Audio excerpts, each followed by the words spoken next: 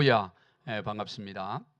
오늘 본문에는 요셉의 위대한 믿음의 고백이 나옵니다. 자신을 해칠까봐 전전긍긍하며 두려워하고 있던 형들을 향해 요셉은 이렇게 말합니다. 19절 같이 읽습니다. 요셉이 그들에게 이르되 두려워하지 마소서, 내가 하나님을 대신하리까. 두려워하지 마시라고.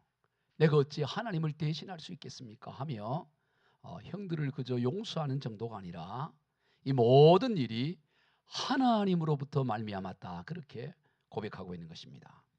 내가 하나님을 대신하리까.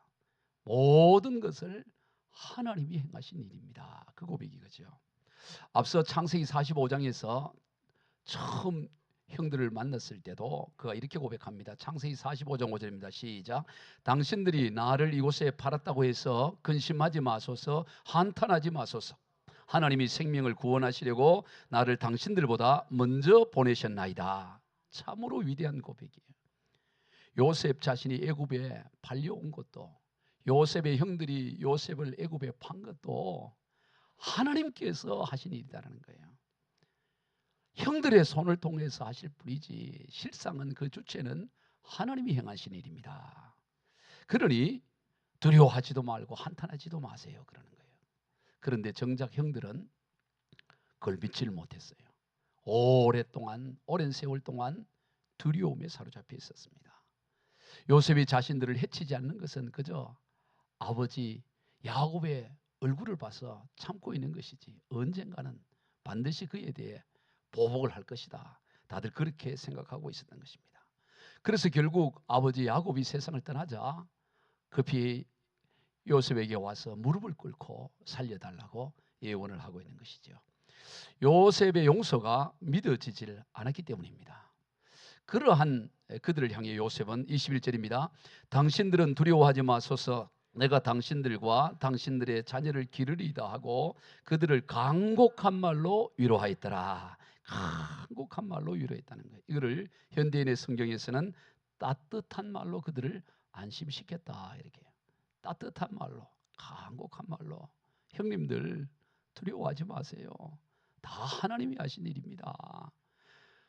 그러면서 형님들과 형님들의 자녀들, 내가 조카들을 다 책임지겠습니다.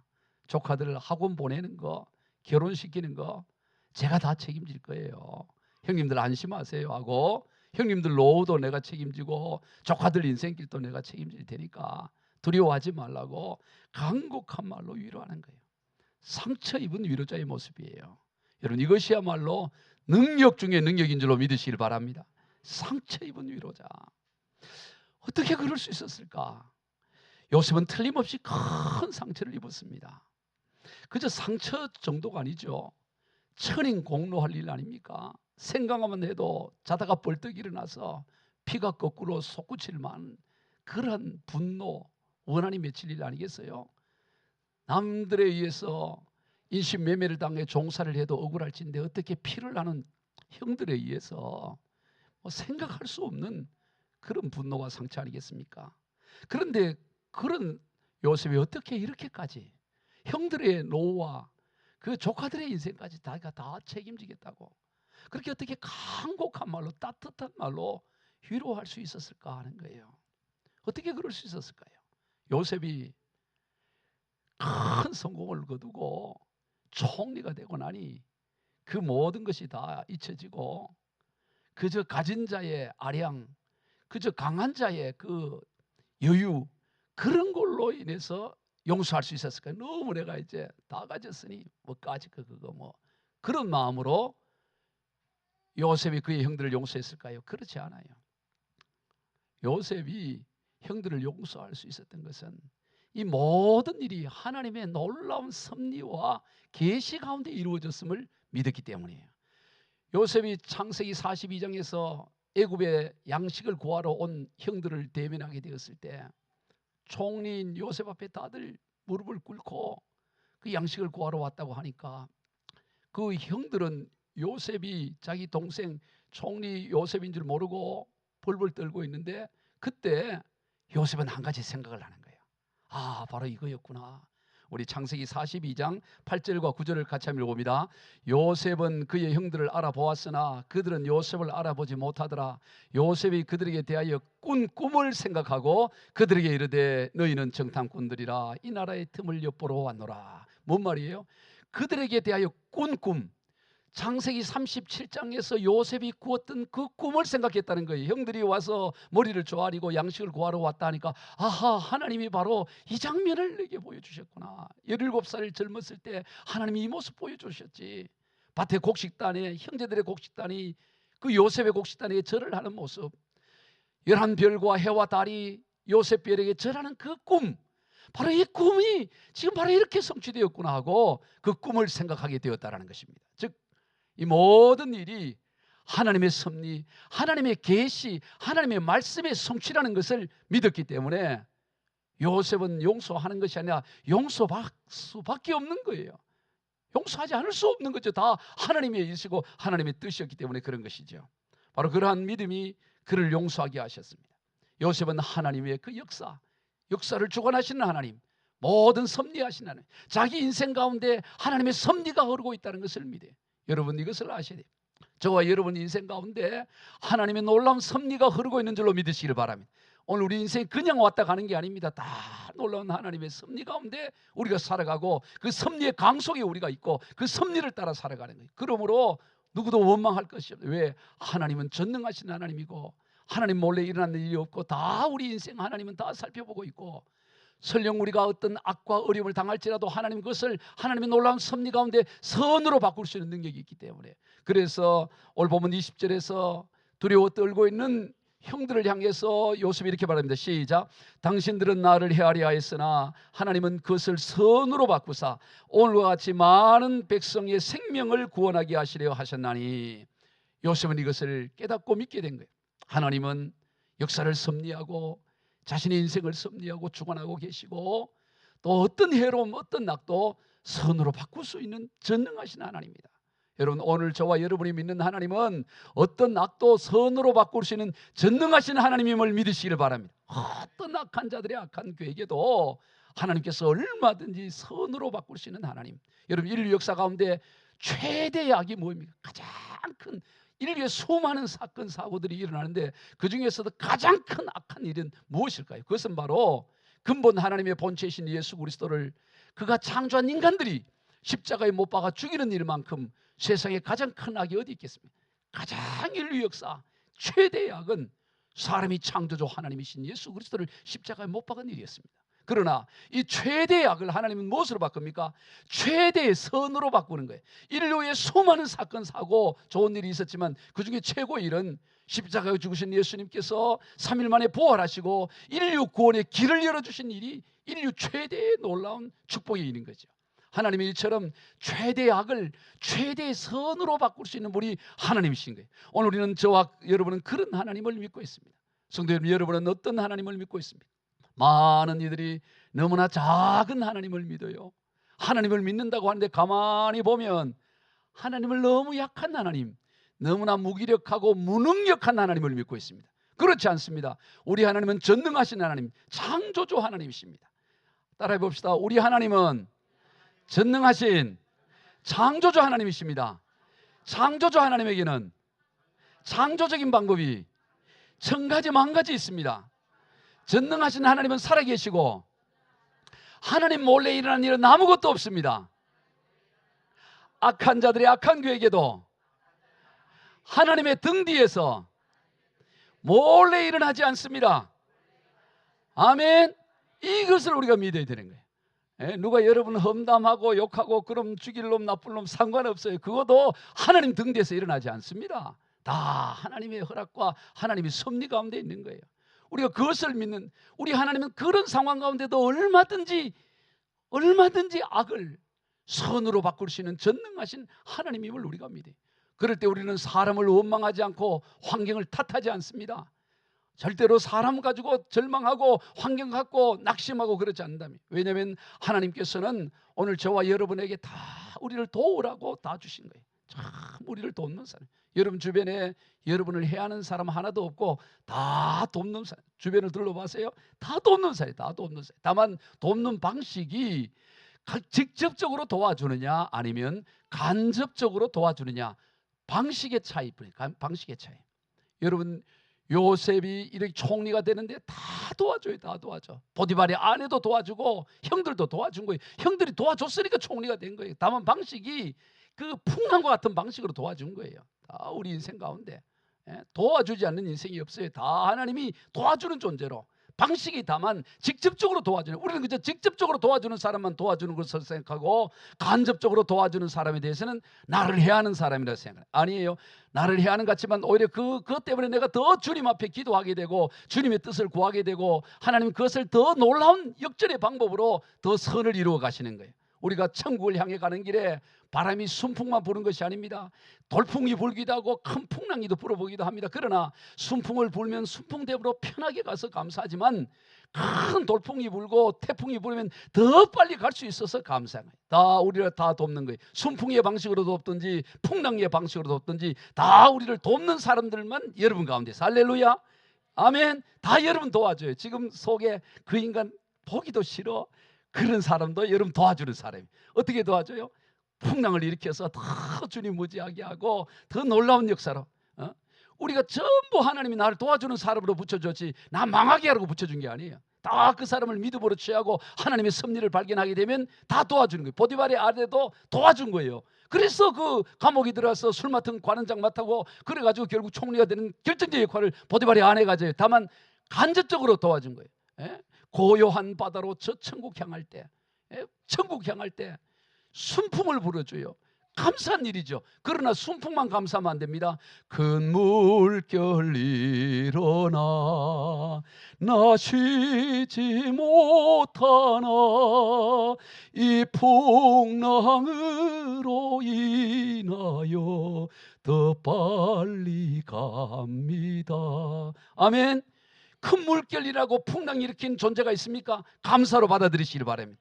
더 주님께 더 가까이 가라고, 더 깨어있으라고, 졸지 말고 더 깨어서 주님 앞에 나가라고 나를 깨우시는, 나를 간접적으로 도와주는 사람. 할렐루야. 오늘 요셉은 다 도와주는 사람으로 그렇게 받아요. 그러므로 그런 인생은 두려울 것이 없어요. 사람을 두려워하지 않고 사람을 원망하지 않고 낙심하지 않습니다. 환경 때문에 절망하지 않습니다. 여러분, 다윗이 그 고백하기를 시편 3편에서 고백한 얘기 들어보세요. 시편 3편 3절로 6절 시작. 여호와여, 주는 나의 방패시오 나의 영광이시오 나의 머리를 드시는 자이시니이다. 천만인이 나를 에워싸 진친다 해도 나는 두려워하지 아니하리이다. 여러분, 이 고백이 여러분의 고백이 되기를 원합니다. 다윗의 방패가 하나님이 방패하더니, 여러분, 하나님 방패를 뚫을 수 있는 창이 어디 있겠어요? 하나님이 방패로 막아주는데 이 방패를 뚫고 우리를 해야 할 자 누가 있습니까? 하나님이 방패가 돼. 하나님이 머리를 들게 해주신데 머리를 누르게 할 자가 누가 있겠어요? 하나님이 들게 하면 다 들게 되는 거예요. 그러니까 다윗은 머리, 10,000명이 나를 에워싸지, 이제 10,000명이 나를 죽일 놈이라 그러고 다 나를 공격하려고 그래도 나는 두려워하지 아니하리이다. 왜? 내 인생이 10,000명의 손에 달린 것이 아니고 전능하신 창조주 하나님 손에 달려있음을 믿기 때문에 10,000인이 에워싼다 할지라도 두려워하지 않고 하나님을 찬양하는 그가 바로 다윗이었고, 오늘 이 시대에 그와 같은 다윗 같은 인생이 되어야 될 줄로 믿습니다. 사람의 손에 우리 인생이 달려있는 것이 아닙니다. 그런데 오늘 본문에 보면 이 요셉의 형들은 그러지를 못하고 있는 거예요. 두려움 가운데 있는 거예요. 두려움 가운데. 그래서 그 두려움을 어떻게 해결할까? 그러니까 머리를 짜낸 게, 쓸데없이 짜는 이야기가 뭐냐면 아버지께서 돌아가시면서 명령을 냈다. 형들을 해롭게 하지 마라. 형들을 그렇게 손대지 마라고 명령했다라고 거짓말을 짓지 않아도 될 일을. 우리 본문 16절 10절 읽어봅시다. 시작. 요셉에게 이 말을 전하여 이르되 당신의 아버지가 돌아가시기 전에 명령하여 이르기를 너희는 이같이 요셉에게 이르라. 내 형들이 내게 악을 행하였을지라도 이제 바라건대 그들의 허물과 죄를 용서하라 하셨나니. 머리 짜내서 어떻게 하면 될까? 이제 아버지 돌아가셨으니 이제 드디어 칼날이 우리 가족에게 이제 닥쳐올 텐데 어떻게 할까 해냈는데 이 거짓말을 지어내는 거예요. 쓸데없는 일을 하는 거예요. 비참한 모습이죠. 그런 모습을 보고 요셉의 반응이 뭡니까? 울어요. 눈물을 흘려요. 17절 하반절 다시 읽어봅니다. 당신 아버지의 하나님의 종들인 우리 죄를 이제 용서하소서 하며 요셉이 그들이 그에게 하는 말을 들을 때 울었더라. 울어요. 왜요? 왜 요셉이 거짓말을 지어내고 있는 그들을 보고 눈물을 흘렸을까요? 너무 형제들이 안타까운 거예요. 너무 형들의 모습이 불쌍한 거예요. 자신님이 17년 전에 야곱이 130세에 애굽에 와서 147세에 세상을 떠났으니 17년 전에 이미 요셉은 한탄하지 말라고, 형님들 다 하나님이 다 구원하려고 나를 먼저 보냈다고 다 용서했는데, 그 요셉의 형들은 17년 동안 요셉의 그 용서를 받아들이지 못하고 늘 가슴 졸이는 거예요. 아버지는 점점 나이가 들어가고 이제 곧 아버지 떠날 텐데, 이제 아버지 떠나면 틀림없이 우리 죽일 거라 생각하니까 지금 저들이 틀을 잡고 있는 것이 나일강 하류의 삼각주의 비옥한 지대에서 풍요로운데도 불구하고 풍요로움을 누리지 못하는 거예요. 동생이 애굽 총리로서 거의 왕 같은 수준이고, 그러니 얼마든지 부유함과 풍요를 누릴 수 있는데, 이제 우리 아버지 늙어서 돌아가시면 틀림없이 우리가 보복을 당할 텐데 이거 어떡하냐고. 형제들끼리 모이기만 하면 그 얘기. 삼겹살 구워놓고 둘째 형님 어떻게 했어요? 형님이라면은 요셉 총리 우리 가만두겠어요? 아니, 나라도 용서 안 할 것 같은데. 넷째 형님 어떻게? 아니, 넷째 형님 나도 그렇다고. 형님들도 저들끼리 서로 얘기하면서 고기 구워 먹으면서도 고기가 넘어가질 않네요. 삼겹살에 소주가 넘어가지 쓰다고 맛이 없어요. 왜? 거의 복수할 거라 생각하니까 다들 얘기 나눠보면, 아니 내가 같아도 가만 안 했을 것 같아. 우리 아버지 보고 가만히 있지. 그러게 얼마나 불안했겠어요. 17년의 그 풍요로운 상을 가운데 풍요로움이 없어요. 항상 불안하고 모이기만 하면 이제 큰일 났다. 이제 아버지 점점 늙어가고 이제 곧 또 아버지 돌아가실 텐데 이제 우리 죽을 길밖에 없다가 얼마나 불안한 세월을 보내겠어요. 이미 요셉은 다 용서했는데도 불구하고 누리지 못하는 것이, 여러분 이 요셉의 모습이 누구의 모습입니까? 여러분 이 요셉의 형들의 모습과 요셉의 모습 가운데 여러분은 어떤 모습이에요? 지금 누구의 것이 여러분의 모습이라고 생각하면, 어쩌면 오늘 이 시대를 살아가는 한국교회 많은 성도들이 요셉의 형들의 모습과 같지 않냐 이 말이에요. 이미 하나님은 용서했고 하나님의 은혜가 충만히 흐르고 있는데도 불구하고, 풍요로움이 있는데도 불구하고 늘 불안하고 늘 두렵고 어떻게 될까 내 인생 어떻게 될까 늘 걱정 근심에 쌓여있는 요셉의 형들의 모습과 같지 않냐는 거죠. 오늘 그렇지 않아요. 복음은 그렇지 않습니다. 로마서 8장 1절 2절 시작. 그러므로 이제 그리스도 예수 안에 있는 자에게는 결코 정죄함이 없나니 이는 그리스도 예수 안에 있는 생명의 성령의 법이 죄와 사망의 법에서 너를 해방하였습니다. 아멘. 정죄함이 없는 겁니다. 요셉의 형들은 정죄함의 올무와 죄의 올무, 자책감의 올무에 늘 매여서 잠을 자다가도 편히 못 자고 늘 목이 졸리는 꿈을 꾸고 그렇게 살았는데, 그렇지 않는 거예요. 복음의 진리는 정죄함에서 자유하고 해방을 누린다고 말하는 것입니다. 모든 죄짐에 눌린 사람은 다 죽게 나라. 주 말씀 의지할 때, 주 약속의 말씀, 용서의 말씀을 의지할 때에 곧 평안을 얻는 거예요. 할렐루야. 평안을 누리시기를 주의 이름으로 축복합니다. 죄짐에 눌린 사람은 다 죽게 나오라. 주 말씀 의지할 때에 곧 평안 얻으리. 아멘.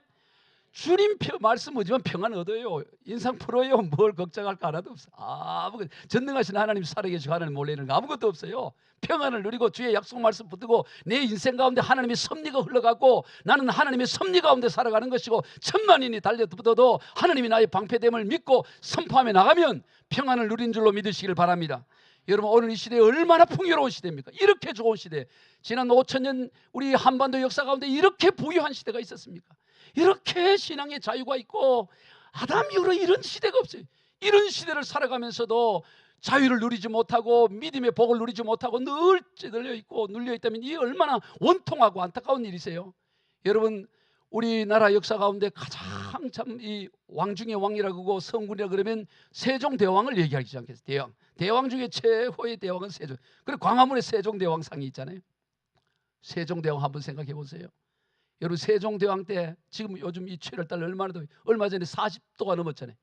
그때도 분명히 폭염이 있었고 더웠을 거라고. 그때 더울 때 이 더위를 어떻게 피했을까 세종대왕이. 여러분 오늘 우리가 누리고 있는 이 에어컨, 이 에어컨의 그 기쁨을 알 수 있었을까? 시원함을. 에어컨의 시원함은커녕 선풍기의 시원함도 몰라요. 그 당시에 무더위 오면 아무리 대왕이라 하더라도 어떻게 해요? 그저 그의 궁녀들이 부채질하는 것밖에 없죠. 부채질. 여러분 부채질 해보세요. 처음에는 시원하지만 계속 부채질하면 부채질하는 사람도 니만 덥나 나도 덥다 하면서 속으로 욕하면서 부채질하지 않겠어요? 힘이 자꾸 빠지겠지. 자기도 더우니까. 하다가 자꾸 힘이 빠지고 졸고 하고 속으로는 욕하고, 그러니 그게 얼마나 시원하겠어. 요즘 에어컨 얼마나 빡빡하게 돌고 선풍기만 돌아도 계속 선풍기가 욕하면서 돌아요. 계속 돌잖아요. 선풍기는. 세종대왕은 이 에어컨의 맛을 모른다고. 예? 선풍기도 모른다.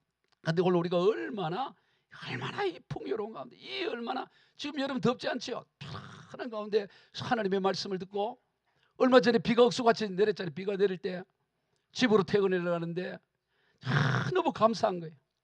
왜냐하면 소나타 중고차지만 비 하나 들어오질 않아요. 비 하나가, 비 한 방울 들어오지 않고 다 가는데, 아스팔트 위를 가는데 너무 감사해요. 그때 세종대왕이 생각났어요. 세종대왕이 그 어가를 타고 가더라도 비가 이래 올 때 분명히 여러분 어가에 빗방울이 들어왔을까요? 안 들어왔을까요? 아무리 어가를 하더라도 비가 치면 들어오고 바람이 들어온다고. 예? 바람이 들어오고 얼마나 사람이 매달릴까. 이게 속도는 얼마나 느리겠어요. 그 덜컹덜컹 가는 거지. 근데 우리는 아스팔트 위에 얼마나 빠른 속도로 쫙 달려. 할렐루야. 얼마나 감사해. 얼마나 감사해. 세종대왕도 누리지 못한 길을 우리가 다 누리고 살아가고 있다고요. 그런데도 불구하고 우리 인생은 뭐가 그렇게 우울하고, 뭐가 그렇게 답답하고, 그 풍요, 이 날강 하루의 상박죄, 그 부유함, 막내 동생이 총리고 다 부유한데도 불구하고 그걸 못 누리고 그저 죽을 걱정하고, 왜 그렇게 살아가요? 왜? 여러분 지난주에도 보면 18살 난, 저 경기도 광주의 한 상가 13층 건물에서 18살 난 아이가 옥상에서 극단적 선택을 뛰어내린 거예요. 그런데 그때 마침 그 밑에 3사람이 지나가다가 2사람이 거기서 죽은 거. 그리고 한 사람은 다치고, 그 2사람이 모녀간이잖아요. 40대 엄마와 11살 딸이 그냥 그 죽은 거예요. 3사람이 죽은 거예요. 아니 18살 난 애가 뭐가 그렇게 힘들다고 13층에서 왜 뛰어내려 죽어야 되고, 또 40대 엄마와 11살 이 딸은 왜 또 그렇게 죽어야 되고, 왜 그래요? 왜? 뭐 때문에? 오늘 너무나 많은 사람들이 풍요 가운데도 극한 정신적 고통을 갖고 있고, 우울공화국이라도 과언이 할지 다 우울해요. 예? 여러분 작년 한 해 2024년도 한 해 스스로 생태 같은 목숨을 끊은 사람이 몇 명이냐? 14,439명이, 하루에 39.5명이에요.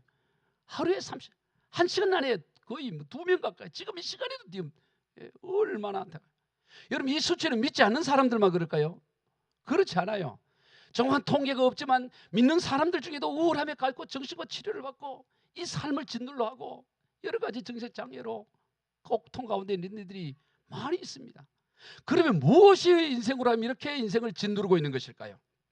사단마다 다 나름의 짐을 지고 살아요. 여러분 인생 가운데 짐을 지지 않고 있는 인생 한 사람도 다 무거운 짐을 갖고.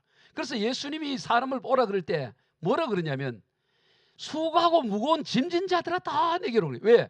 모든 인생의 공통점이 수고와 무거운 짐을 다 가지고 있기 때문에. 자, 우리 마태복음 11장 28절 읽어봅시다. 시작.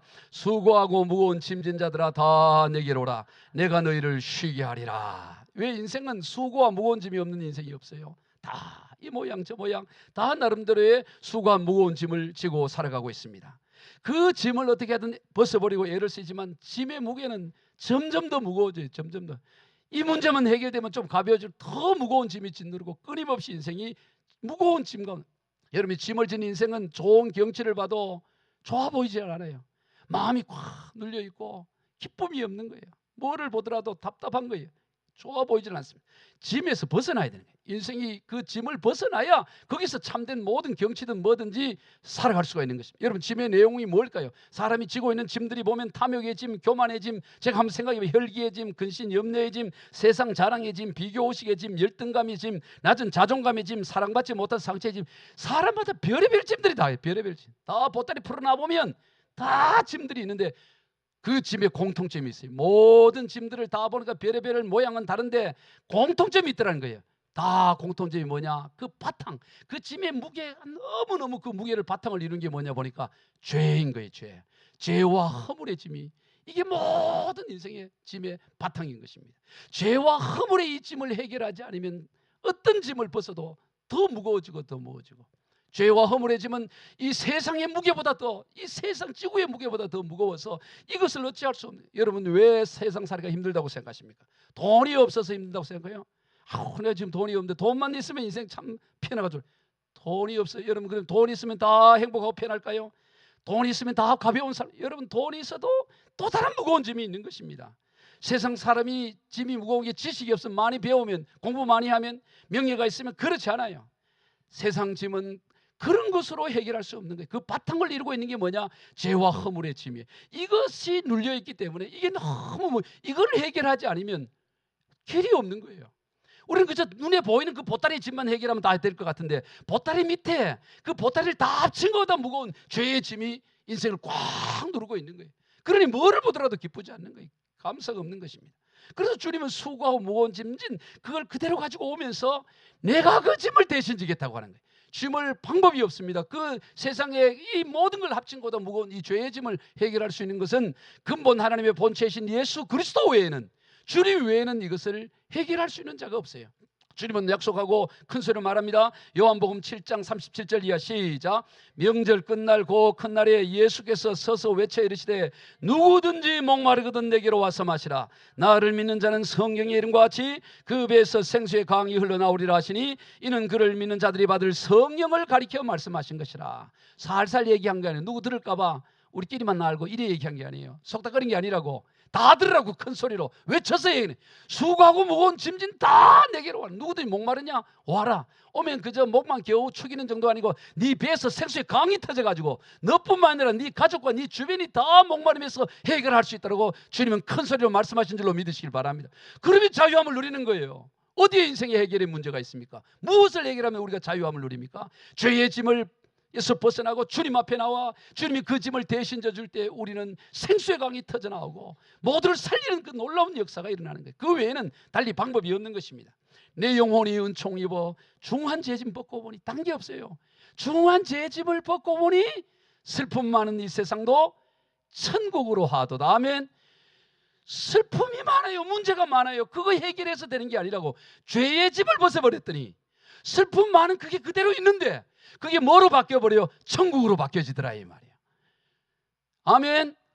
내 영혼이 은총 입어 중한 죄짐 벗고 보니 슬픔 많은 이 세상도 천국으로 화도다. 할렐루야 찬양하세. 내 모든 죄 사함 받고 저 예수와 동행하니 그 어디나 하늘나라 높은 산이 거친 들이 초막이나 궁궐이나 내 주 예수 모신 곳이 그 어디나 하늘나라. 아멘. 이게 하늘나라예요. 높은 산이 거친 들이 초막이나 궁궐이나. 여러분, 우리 유명한 가수 가운데 남진 장로님이 계세요.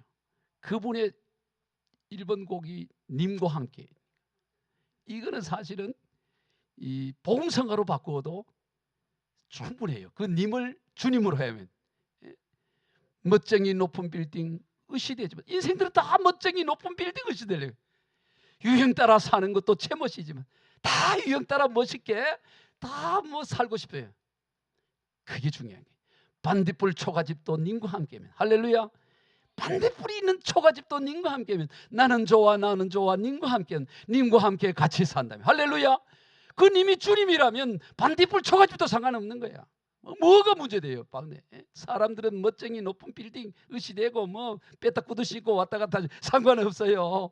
고무신 신어도 상관없고 주님과 반딧불 초가집 같은 주님 가운데 함께 하면은 그 인생이 복된 인생이고 승리하는 인생인 줄로 믿으시길 바랍니다. 죄의 짐을 벗어버리고 주님과 동행하는 것만큼 기쁜 게 어디예요? 전에도 말씀을 드렸습니다. 제가 어린 시절에는 겨울 방학이 되기만 하면 전부 아이들이 동네 초등학교 한 2학년 3학년만 되어서 다 지게지고 산에 올라가요. 산에. 우리 장로님들 다 아시나 모르겠는데 다 지게지고 산에 왜 올라가요? 우리 박지수 장님 왜 산에 올라가? 왜? 나무하러 가는 거예요. 나무하러. 왜냐하면 그 당시에 다 나무로 떼가지고 밥을 지어 먹고 군불 떼고 다 나무로 뭐 가스레인지 그게 뭐 어디가 있어 그런 게. 연탄이 어디 있고 뭐 전기 골로 한참 지난대요. 다 그렇게 석유골로 나중에 나와요. 전부 나무 떼었어요. 그러니까 전부 애들이 산에 가서 나무를 하는 게 나무. 나무를 갖고 다 하다 보면 멀리 가야 돼요. 왜? 가까운데 다 나무를 하니까 저 멀리 가야 나무가 있다고. 나무를 했는데 어차피 멀리 왔는데 다들 욕심이 있어서 나무를 가득 쥐고 오는 거예요. 그 길이 얼마나 비탈길이에요. 산길 좁은 길, 신장로가 아니라고 좁은 길이라고. 토끼들이 다니는 그 좁은 길을 타고 넘어오는 거예요. 신발이 무슨 운동화가 있습니까? 전부 평화 고무신. 예, 그때 고무신은 평화 고무신이 최고였어요. 까만 평화 고무신. 양말이 뭐 좋은 면 양말입니까? 다 나이론 양말. 잘 떨어지지 않아요. 나이론 양말에다가 이 평화 고무신 신고 지게 한 점 지고 내려와서 발에 땀이 나서 미끌미끌거린다고. 잘못하면 그냥 굴러떨어져요. 조심해서 지게 지고 그저 넘어지지 않으려고 다리 후들후들 떨면서 내려온다고. 아무것도 안 보여. 길밖에 안 보여. 길밖에 딱 볼 수가 없어. 잘못 보다가 넘어지는데 굴러 넘어가는데. 근데 저 밑에서 나이 많은 형님이 한참 위에 형님이 와서 지게 짐을 대신 지고 내려가요. 그럴 때는 어떻게 돼요? 그전에는 땅만 보고 발밑만 보던 인생이 발밑을 안 봐요. 이제는 산천초목을 보는 거예요. 날아다니는 새도 보고 흘러가는 구름아 이런 노래도 다 구름 보면서 그러면서 콧노래 부르며 온다고. 그렇다고 해서 짐이 사라지는 게 아니에요. 짐은 여전히 그 앞에 있고 그 옆에 있다. 여러분 우리 인생도 마찬가지입니다. 저와 여러분의 인생의 짐을 주님께 맡긴다고 해서 짐이 싹 사라져버린 게 아닙니다. 짐은 여전히 내 눈앞에 있지만 그러나 더 이상 그 짐에 눌려 살아가지 않는 거예요. 주님께 맡기기 때문에 그때부터는 산천초목과 날아다니는 새를 보고 구름을 보고 기뻐하고 노래하고 갈 수 있는 줄로 믿으시기를 바랍니다. 신앙의 여정이 그런 거예요. 주님과 동행하며 주님께 인생의 짐을 맡기고 걸어가는 것이 그게 신앙의 여정. 그거보다 더 기쁘고 더 복된 것이 없는 것입니다. 오늘 본문에서 그런 것이 요셉의 인생이 그랬어요. 늘 주님과 함께하는 인생, 주님이 져주는 인생. 그래서 죄의 짐, 인생의 짐의 무게에 눌리지 않았습니다. 늘 주님과 동행하는 거예요. 예? 뭐 원한의 짐 이런 데 눌리질 않아요. 주님과 늘 동행하고 얼마나 늘 주님과 동행하는지 믿지 않는 보디발도 아이고 쟤는 뭔가 특별한 애구나. 왜 항상 얼굴에 빛이 나거든. 다들 다른 하인들은 다 얼굴이 찡그려가지고 10원짜리 20원짜리 막 입에서 나오고 욕하고 뭐 이런데 요셉은 할렐루야 늘 얼굴이 막 밝은 거 빛이 나는 거예요. 번쩍번쩍 빛이. 자는 뭐 저리 좋아 이래 봤더니 하나님을 믿는 애고 하나님을 신뢰. 그러니까 다 제치고 그 집에서 20년 30년 대대로 내려오던 하인들 종들 그 아버지도 종이었고 할아버지도 종 그 다들 빼고 금방 들어온 새내기 그 요셉을 총무로 세워버려요. 총무로. 왜? 하나님이 함께하는 게 보여지니까. 사랑하는 성도 여러분, 여러분이 하나님이 함께하시는 것이 믿지 않는 사람들도 인정할 정도로 보여지기를 축복합니다. 무엇에부터 보이죠? 얼굴에서부터 보이죠. 얼굴이 훤하게 피어져. 얼굴 한번 펴봐요. 찡그리지 말아요. 또 얼굴 훤하게. 목사님처럼 얼굴이 훤해. 저는 그거 가보면 내가 이 어려운 시절 얘기하면 안 믿어요. 목사님은 강남에서 귀족같이 자랐을 것 같은데 어떻게 시골에서 나무했던 그런 얘기하냐고. 그게 다 예수 때문에 예수 믿으면 얼굴이 빛이 나는 거예요. 할렐루야. 다 주님이 함께. 그래서 이 보디발도 보니까 이게 보통이 아닌가요? 그 보디발 눈에 보이는 거예요. 창세기 39장 2절로 3절 시작. 여호와께서 요셉과 함께 하심으로 그가 형통한 자가 되어 그의 주인 에드와 하루의 집에 있으니 그의 주인이 여호와께서 그와 함께 하심을 보며 또 여호와께서 그의 범사에 형통하게 하심을 보았더라. 주인이 본 거예요. 주인이. 아이고 저 주님과 함께 하나님과 함께 하는 사람이구나. 보디발이 보았다라는 것입니다. 요셉은 언제나 이런 하나님과 함께하는 사람, 그게 감옥에 갇혀 있던 종살이는 언제나 주님 그 죄의 짐, 인생의 짐이 그를 짓누르는 것이 아니고 언제나 주님과 함께하는 거예요. 그러나 형들은 17년 동안 그 풍요로운 그 부유함이 다 갖춰져 있는 부러울 것이 하나도 없잖아요. 동생이 총리인데 뭐라도 다 할 수 있는데도 늘 불안하고 늘 두렵고 늘 죽음의 그늘에 이 죄의 올무, 정죄감의 올무에 쌓인. 근데 요셉은 그러잖아요. 무엇보다도 요셉은 영원한 하늘나라를 바라본 거예요. 하나님의 약속, 하나님의 허락한 땅을 바라보며 살았던 것입니다. 그렇게 요셉은 흔들리지 않아요. 요셉의 인생 가운데 보면 창세기 50장 24절엔 이 창세기는 뭐로 끝이 나냐면 요셉의 유언과 그리고 입관을 하는 것으로 끝이 나는데 이게 중요한 거예요. 창세기의 가장 중요한 부분이 창세기 1장과 창세기 마지막 50장 24절 이하의 내용이에요. 창세기 1장에 하나님이 천지 만물을 창조하신 이야기와 그리고 요셉의 이 죽음의 이야기가 가장 중요한 양대 기둥인 거예요. 창세기 50장 24절 25절 한번 읽어봅시다. 시작. 요셉이 그의 형들에게 이르되 나는 죽을 것이나 하나님이 당신들을 돌보시고 당신들을 이 땅에서 인도하여 내사 아브라함과 이삭과 야곱에게 맹세하신 땅에 이르게 하시기라 하고 요셉이 또 이스라엘 자손에게 맹세시켜 이르기를 하나님이 반드시 당신을 돌보시리니 당신은 여기서 내 해골을 메고 올라가겠다 하라 하였더라. 자 보세요. 요셉이 여러분 이 노예로 팔려와서 일약 총리가 되었으니 얼마나 시험거리가 많았겠고 도전이 많았겠어요. 거기에도 애굽 나라에도 날고 기는 사람, 애굽 서울대 나온 사람, 연대 나온 사람, 별 사람 다 있었지 않겠어요? 애굽에도 SKY가 있었을 거라고. 더 그런데 갑자기 노예 출신이 오늘 총리가 돼갖고 지시를 하니 이거 얼마나 끄끄럽겠고 어떻게 저럼 끌어내고 내가 올라가야 되겠다고 얼마나 모함도 많이 하고 얼마나 많은 시험도 오고 미인기로 어떻게 넘어뜨려 볼까 하고 뭐 별짓을 다 했지 않았겠어요? 그런데도 요셉은 흔들림이었어요. 어떤 시험에도 넘어가지 않고 끝까지 생명 다한 날까지 꿋꿋한 믿음의 길, 누구도 흠을 잡을 수 없는 그 길을 걸어갈 수 있었대요. 그 비결이 어디에 있었을까요? 요셉의 관심은 애굽 나라에서 총리가 되느냐 왕이 되느냐 이 땅에서 얼마나 부귀 영화, 그게 요셉의 관심이 아니었어요. 요셉의 궁극적 관심은 뭐냐? 하나님의 나라, 하나님의 약속 가나안 땅, 아브라함과 이삭과 야곱 선조들이 묻혀있는 그 가나안 땅, 하나님의 약속의 땅, 그게 그의 꿈이고 그게 늘 그가 바라봤던 것입니다. 그래서 내가 이제 곧 죽을 터인데 내가 죽고 나서 반드시 하나님이 너희들을 찾아올 것이다. 하나님이 찾아오셔서 너희들을 데리고 가나안 땅으로 데리고 다시 데려갈 때 내 유고를 가지고 가라. 그 유언을 하고 생을 마감하는 거예요. 그거에 대해서 이 메시지 성경을 한번 봅시다. 창세기 50장 24절 이하를 메시지 성경에서 시작. 마침내 요셉이 형들에게 말했다. 나는 곧 죽습니다. 하나님께서 반드시 여러분에게 찾아오시고 여러분을 이 땅에서 이끌어내셔서 아브라함과 이삭과 야곱에게 엄숙히 약속하신 땅으로 되돌아가게 하실 것입니다. 요셉은 이스라엘의 아들들에게 맹세하게 하면서 말했다. 하나님께서 찾아오셔서 여러분이 이곳을 떠나게 될 때에 내 유고를 가지고 가십시오. 아주 신신당부예요. 히브리서에 보면 단단히 했다는 표현을 써요.